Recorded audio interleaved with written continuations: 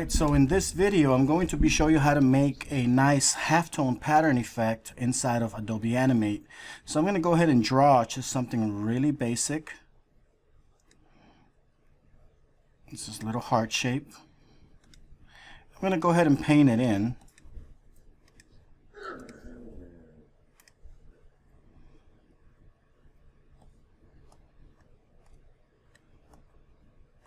And that one looks kind of nice. So we have a nice little effect here. Alright, so that looks good. We're just going to leave it at that. But we're going to go ahead and fill it in with a nice halftone pattern. So the way we do that is, this is very simple. You don't even need an outside program.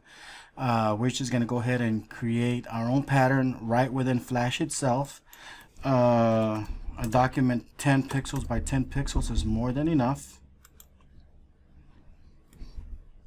I'm going to zoom in, and at the center of this I'm going to create a dot.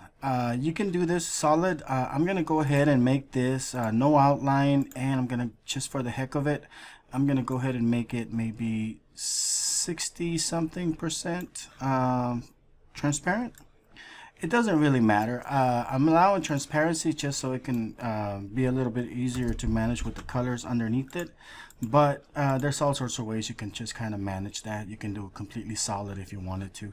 So this is something I'm going to export. Control-Alt-Shift-S.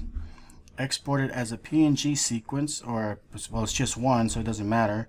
So I'm going to call this transparent dot. Alright, and just for the heck of it, I'm going to go ahead and make a solid one. Alright, although we don't need to. Solid dot. Alright. It's basically just a dot with a transparent background. So what we're going to do is we're going to go to File, Import to Stage. And I'm going to look for those two things. Here's my solid dot and here's my transparent dot. And I'm just importing them. As long as they're inside of Flash, they become part of your color swatches panel. So I can take this and with my brush just start painting. Now you don't want to just paint on your object, because you are painting with a shape. This means that it's going to interact with that shape. It's going to eat into it. So the way you avoid that is you turn it into an object mode drawing. So you can do this.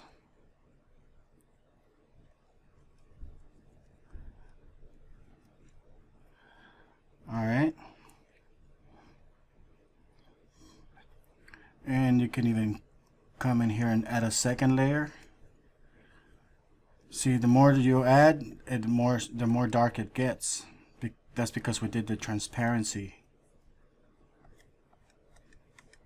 This is really just a bunch of layers.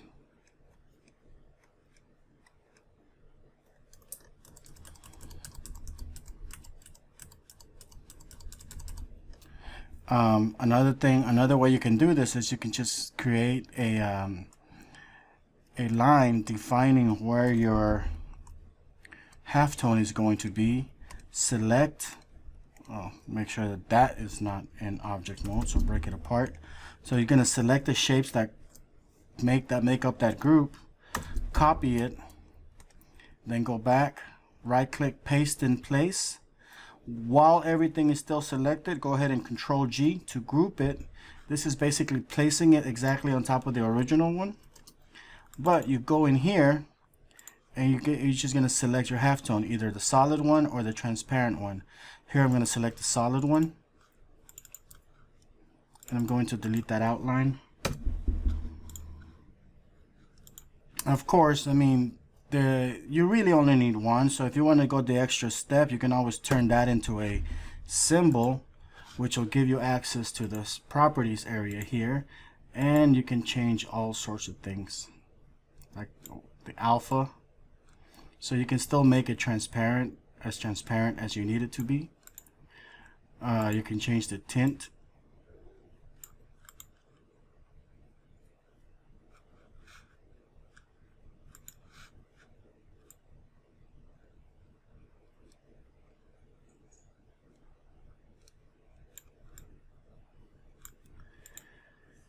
And maybe some brightness.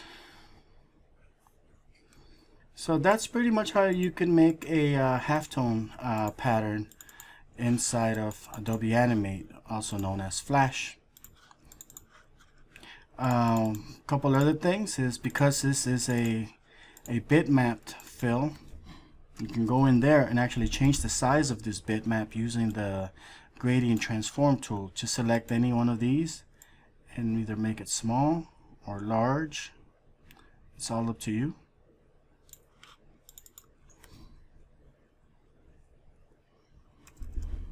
So it's pretty versatile, and although you might be able to do this by creating a custom brush as well, that is a render approach, and it'll create a lot of vector points. So the more you use it and abuse it, the more processing power it'll need.